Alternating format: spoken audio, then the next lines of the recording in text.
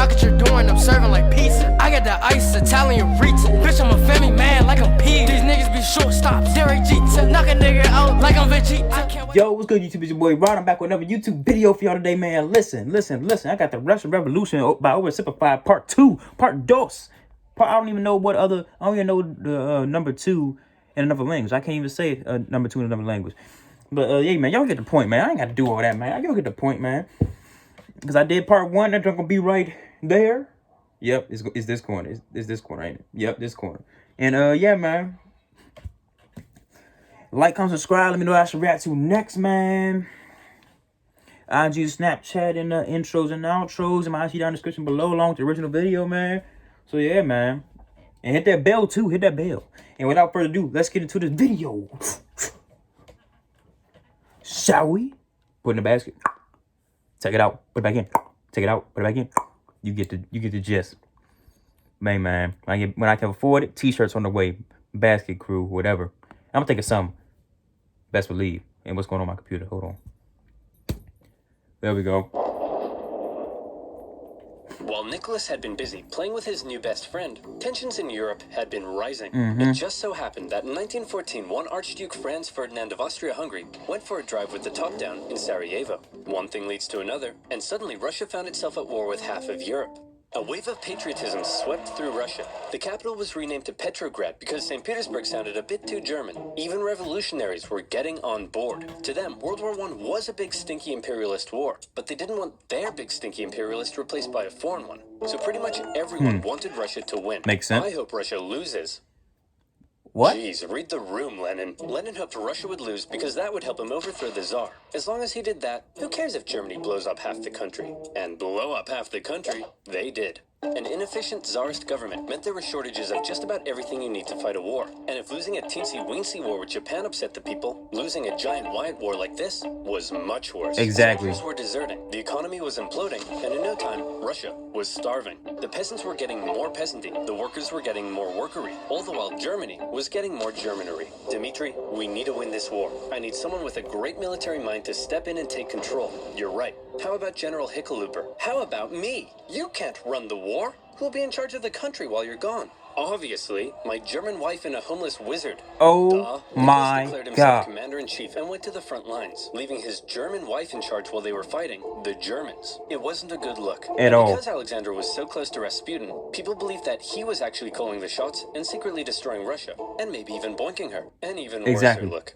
At this point, a bunch of nobles just couldn't take it anymore. Rasputin is destroying the country. We have to break his magic spell over the Tsar. But how? He's magic. Dude. Very cool.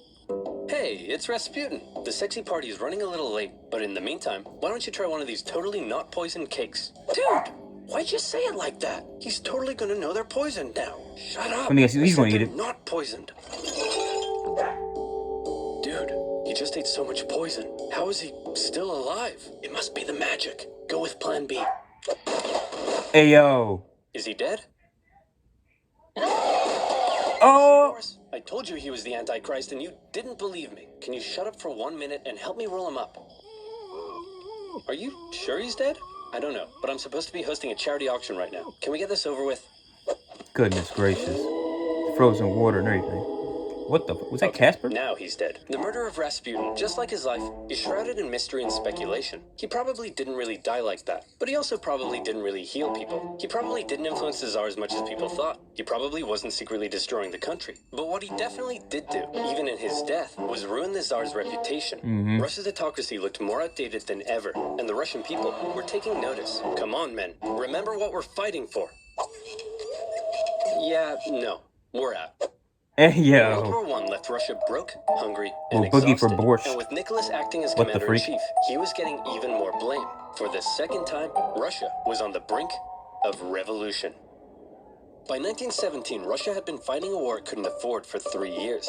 They were running out of many things, most worryingly, food. On International Women's Day, 1917, thousands of hungry women in Petrograd were so sick of being hungry that they took to the streets. And it turns out it's not just women who experience hunger, but men too. So the next day they joined in as well. Gatherings on the streets were forbidden, but I'm not sure how you'd arrest 250,000 people. The crowds demanded an end to the war, an end to food rationing, and even an end to the Tsar's autocracy. Now, normally the troops would deal with this kind of thing, but as it turns out, they felt the same way. soldiers get hungry too, and they were also tired of having to kill their fellow Russians so much. So entire regiments mutinied in the capital, and they joined the crowd as well, trashing symbols of the Tsar and his autocratic regime. Things were escalating very quickly. Liberal politicians watching the riots in the streets had long been dissatisfied with the Tsar, since he would shut their parliament down anytime they did something he didn't like. They believed the only way to bring stability back to the streets was for Nicholas II to abdicate. The riots continued. The police fired on soldiers. Soldiers fired on soldiers. The workers re-established the Petrograd Soviet. Politicians began arresting the Tsar's ministers. He may have been an autocrat, but he just lost complete control of his capital city. Talk about embarrassing. Nicholas, the troops have turned against us. The people have taken over the city. They've even cut my phone line. Hello? Hello? Oh, The phones are down. idiot. Things must be bad. I'd better go back there. Nicholas hopped on the next train back to Petrograd, but he never made it to the city. His train was met by military generals and other politicians. What's going on? Nicholas, look man, we need to talk. It's not you, it's us.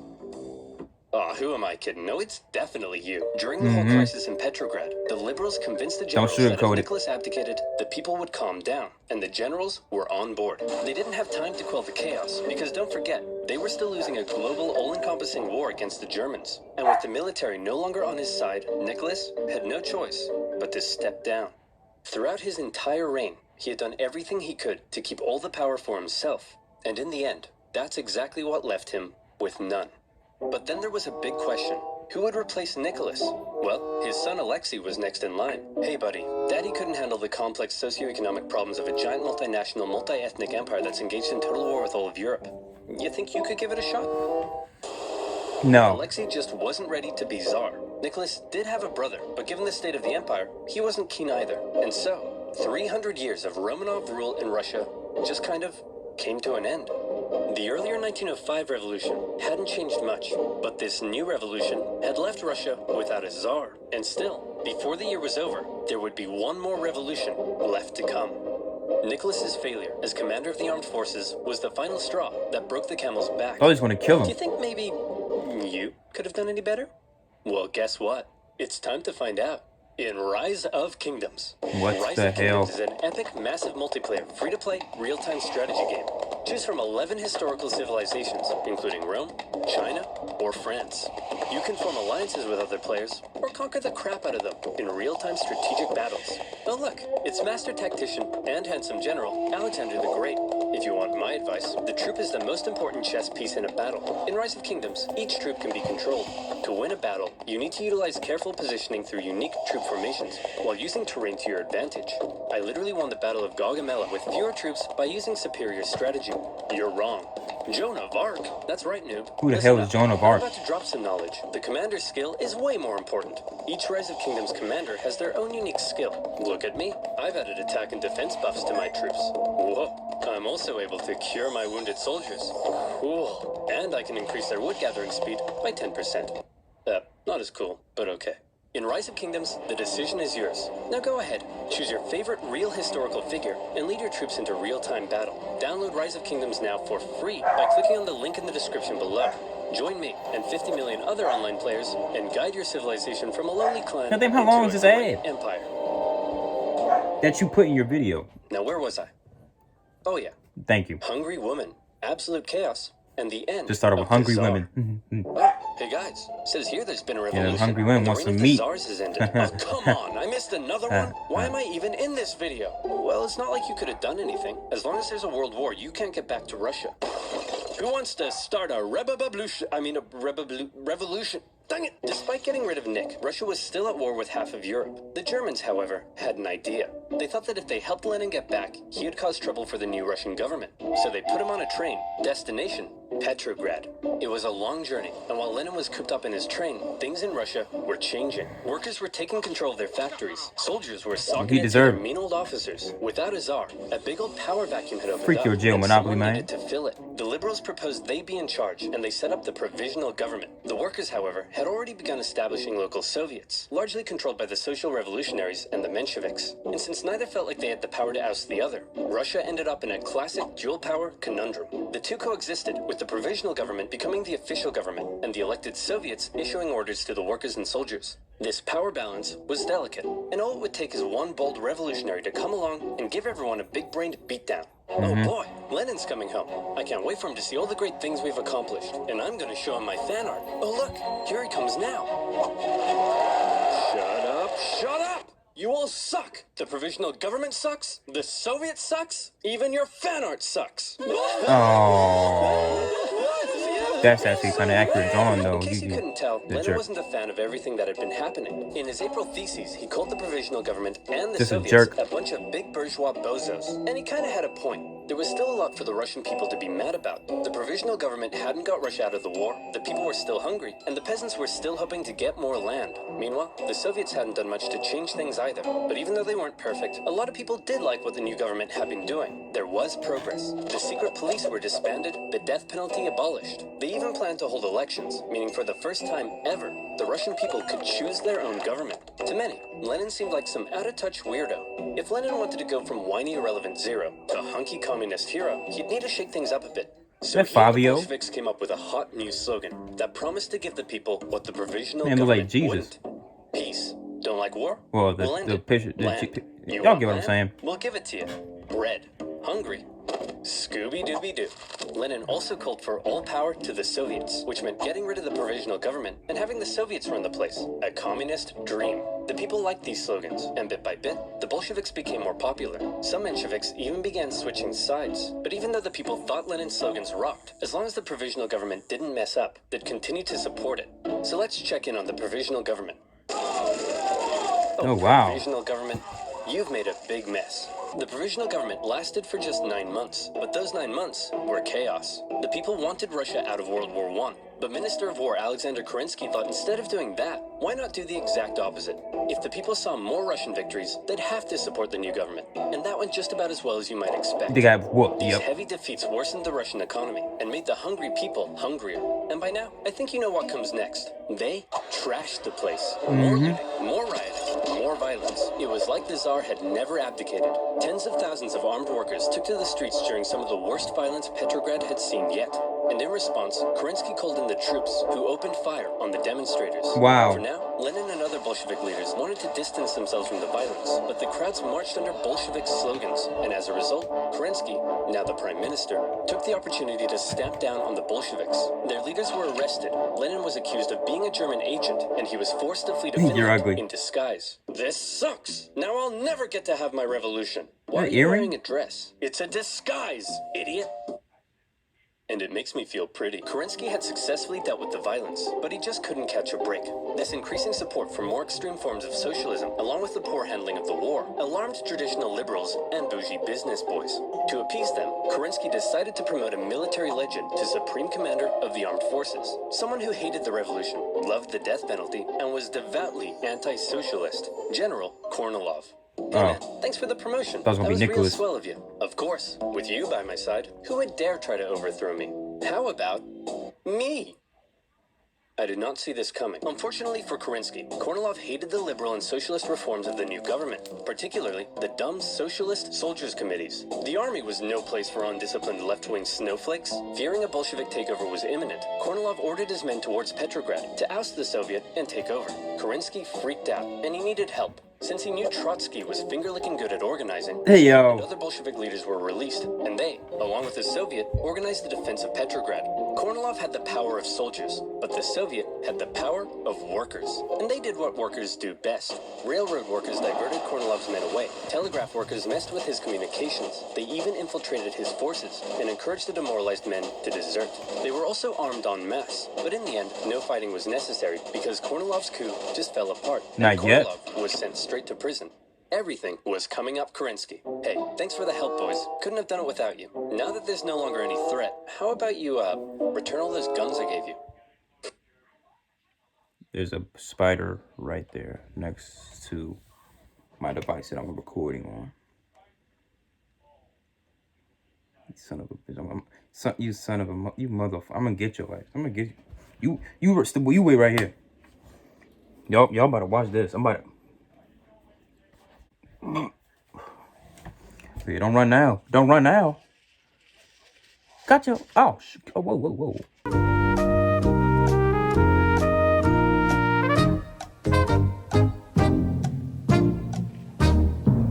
He's gone. You mother. God damn it. Shit. Let's get back to the video, shall we?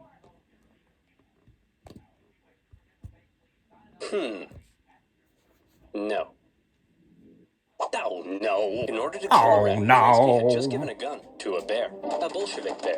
The whole affair was a huge propaganda win for them. They had defended the revolution, and their popularity skyrocketed. They found themselves elected to the Petrograd and Moscow Soviets, with Trotsky even becoming chairman in Petrograd. They were now in a very powerful position, almost powerful enough for Lenin to return home from Finland and finally stage his long-awaited communist revolution. The Bolsheviks began planning their takeover of the Russian government. Some got cold feet and began arguing against Lenin's armed revolution in favor of a more peaceful approach, and they even wrote newspaper articles about it, which kind of gave the whole scheme away. The Bolsheviks are planning an armed revolution? I did not see this coming. Kerensky began arresting Bolsheviks, and as a result, Lenin and the boys felt they had no choice but to commence the revolution right now. Lenin was back in Petrograd, but was still in hiding, so Trotsky got the ball rolling, using his position as Soviet chairman to organize the Bolshevik militias. Now, if you were to ask Soviet artists, the revolution went something like this. Yeah, that's what it seemed like in school. As much as they would like you to think it was a glorious, violent, heroic takeover, the truth seems to be a little more underwhelming. The Bolsheviks just kind of walked into key buildings in the city and took control. Bolshevik supporting sailors even brought in a huge battleship, but there wasn't really any fighting. Nobody really tried to stop them. In just one day, they took control of the city. Next, Kerensky just managed to escape before the Bolsheviks surrounded the Winter Palace, placing the provisional government under siege inside. Is it safe to come out yet? I think so. Fear my revolutionary might.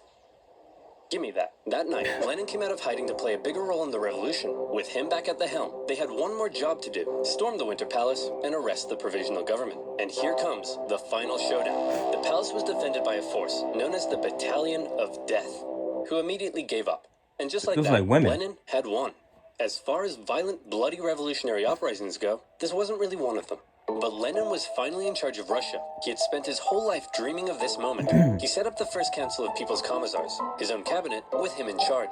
This was it, his chance to finally make his communist utopia with equality and freedoms beyond compare. Hey Lenin, before we took power, the Tiger King? Holding elections. Shall we go ahead with those? Of course. You can't have a communist utopia without high levels of political participation. The proletariat should be free to elect who it. What? The social revolutionaries won. We lost. Those don't count. Lenin claimed the elections were unfair, and the Constituent Assembly they created was counter-revolutionary. He presented the new assembly with a motion that basically said, sign here and give up your power. And when the assembly was like, no, Lenin said, see, they're disobeying me. Proof they're counter-revolutionary. Shut it down, boys. Man. Socialists and others weren't happy when Lenin had the assembly closed by force, and when campaigners began taking to the streets, they were fired upon. For Lenin, setting up a communist utopia was looking suspiciously like setting up a dictatorship. While he was implementing many of the communist policies you'd expect, he was also refusing to work with other political parties and cracking down on opposition. Hey Lenin, are you setting up a dictatorship? I'll shoot you if you are. Of course not. What a crazy theory. Anyway, I'm pleased to announce I'm setting up a secret police force to repress and kill traitors. And by traitors, I of course mean anyone not loyal to me. Owie, owie, owie, owie, owie. The assassination attempt made on Lenin's life in August 1918 failed, but in response, the Bolsheviks ramped up their oppression. But while all of this chaos was erupting back home, Lenin and the boys were also distracted by another problem. They were still at war with the Germans, and they had promised to give the people peace. So Lenin made Trotsky Commissar for Foreign Affairs and sent him off to negotiate a peace deal with the Germans. The Germans offered Trotsky really harsh terms, you know, because they were winning the war. They demanded Russia give up a butt-ton of land, something that would be devastating to the economy. Look, I know it's not great, but I think we have to accept it. Are you insane? This will ruin us. Hey Trotsky, you got a big brain. What do you think? How about no war, no peace? What's that, Mr. Trotsky, sir? It's simple. No war means we'll stop fighting the Germans, but no peace means we won't sign the peace treaty either. Then, when the Germans say we've just stopped fighting, they'll have to leave us alone or something. Trotsky, that's genius. Is I it? could kiss you.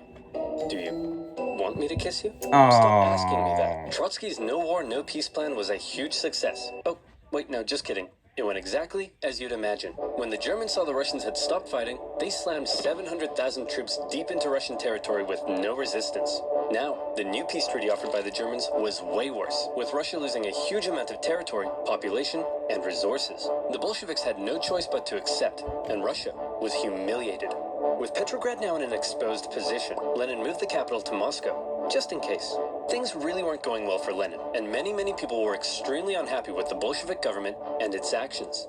Lenin, you've pissed off so many people that they've united against you. We're under attack. Relax, we always expected some counter-revolutionary pushback. I think we can handle a few angry monopoly men. But Lenin, it's not just the monopoly men. Okay, who are we up against? Well, the liberals, the social revolutionaries, national separatists in Poland, Finland, and Ukraine, independent warlords setting up chiefdoms, anarchist rebels, the Green Peasant Armies, the Cossacks, the Caucasian states, the Baltic states, the British, the French, the Americans, and the Japanese. Oh, and a legion of Czechoslovakian soldiers seem to have taken over the Trans-Siberian Railway and stolen all the imperial gold reserves. What?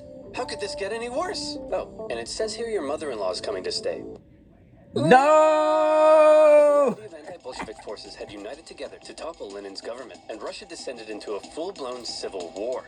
Now, the Russian Civil War was extremely intricate and would really need its own video, but essentially, the anti-Bolshevik white movement gained control of vast, underdeveloped areas, while the Bolshevik Reds controlled the industrial heartland, using this to their advantage, along with the surprising military genius of Trotsky and the shocking disorganization of the White Army. The fortified Red Army gradually came out on top. It was an absolutely brutal conflict, with both sides committing horrendous atrocities. To maintain order at home, the that was in Battlefield 1, the Reds versus the White Army. The secret police would execute tens of thousands of suspected Love that traitors. campaign. No one was safe from the that violence, multiplayer. not even Nicholas himself.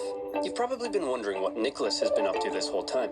Well, after his abdication, he and his family were placed under house arrest. At first, they were allowed to live in their usual luxury, but after Lenin took over, their conditions worsened. The Bolsheviks were just holding on to Nick until they could work out what to do with him, but the Civil War complicated things. The last thing they wanted was for Nick to be freed by the White Armies, and so, to stop this from happening, Nicholas's Bolshevik guards decided to act. It's not entirely certain whether Lenin ordered it, or if the guards were acting on their own volition. But on July 17th, 1918, with White Armies approaching, they woke Nicholas and his family in the middle of the night and brought them into the basement. There, a drunken squad of Bolsheviks murdered the entire family. Dang! Nicholas, the last Tsar, once one of the most powerful men alive, had met a brutal end. But after years of fighting and millions of deaths, Trotsky and his Red Army came out victorious. I knew it was coming. Ain't a way that was going to just let them live. Back to creating a communist utopia. How are we doing on that? Well, the Civil War helped create a massive famine and about 5 million people starved to death. There's massive inflation and the ruble is worthless. Hundreds and hundreds of kilometers of railway track have been destroyed. Disease and epidemics have killed 3 million. The population in Moscow and Petrograd has collapsed. 8 million. Life expectancy has plummeted. Sailors in Kronstadt are rebelling. People are freezing to death in their own apartments, and life has been reduced to a constant search for food and shelter. Whoa. Well, this just means I'll have to work twice as hard, day and night, to save the country. Nothing will stop me, short of a couple of sudden strokes.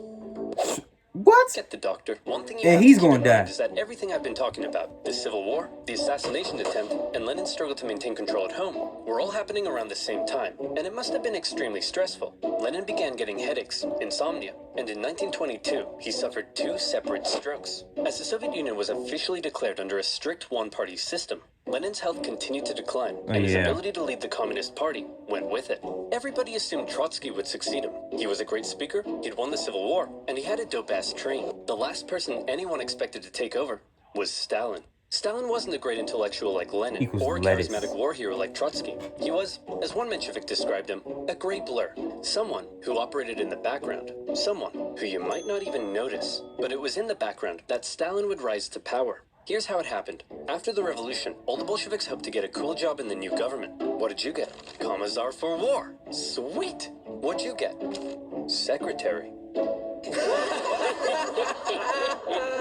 Stalin was made general secretary for the Communist Party. It wasn't what he wanted, but Stalin quickly realized that even though it wasn't fancy, it was a powerful position. As secretary, he had the power to give people jobs within the party, so he would give jobs to all of his pals, who in turn would give him their support. The more pals he gave jobs, the more power he got. The more power he got, the more pals he got. Lenin may have been having wall-to-wall strokes, but he was still involved in the party, and he was taking notice. He wasn't a fan of Stalin abusing his position, or insulting his wife to her face. Lenin knew he couldn't let Stalin take over. Did it happen? By this stage, he was just too sick to fight it. Hey man, tell whoever's in charge of giving people jobs not to let that jerk Stalin become the next leader. By the way, who did I put in charge of giving people jobs? Stalin. That would be Stalin, sir. Oh, you did. Yep. Well, deja vu. Lenin's last wish was to not let Stalin take over, but by the time he died, Stalin was too powerful to remove. He had his remaining opponents arrested or killed. Trotsky was banished and fled to Europe. Eventually, he would be assassinated by Soviet spies in 1940. Wow. Dear comrade Lenin has died. We should have a state funeral. No. Let's mummify him and put him on display so people can look at his dead body forever. That's gross. You're gross. Guards? Yeah, Stalin is a Kill freaking him. weirdo. Lenin He's a had freaking waited creep. So long to take control in Russia, but he never got to see his communist utopia. His short time in charge was spent dealing with the destroyed Russian economy, World War I, and the Civil War. He was cruel and merciless, but he really did seem to believe communism would make Russia a better place. Stalin, on the other hand, would take the Soviet Union down a different path. If you thought Lenin was a tyrant, well, you ain't seen nothing yet, girl. A secret police state, a rapidly militarizing superpower. Stalin led was by a the paranoid devil. man who deeply distrusted the West, would see the world come to the brink of nuclear A demon annihilation. child. That's right. I'm talking about.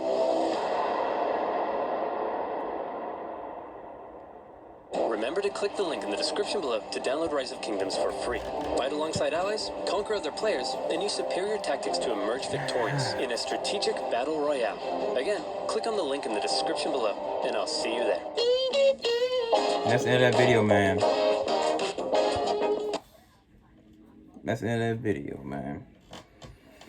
Shoot, man, Russia is a messed up place, you know what I'm saying? I mean, of course it's better now with Putin and Vladimir Putin.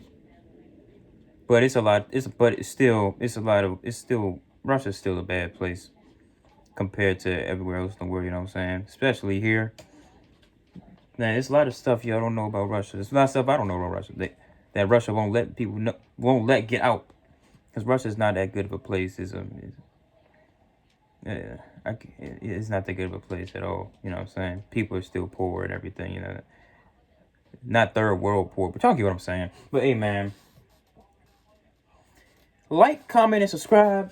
Ding! Hit the bell post notification. Like, comment, subscribe. Hit that bell post notifications, man. Get notified when I post something. Because you're not notified of what you're doing. Not liking what you're doing. If you're not commenting what you're doing, you know what I'm saying? You playing yourself and you playing me, you know what I'm saying? Don't do it just for me. Do it for you. Do it for us. Because we are a family. That rhymes. Now, listen. IG, Snapchat, and intro and outro. And IG down in the description below. And I am...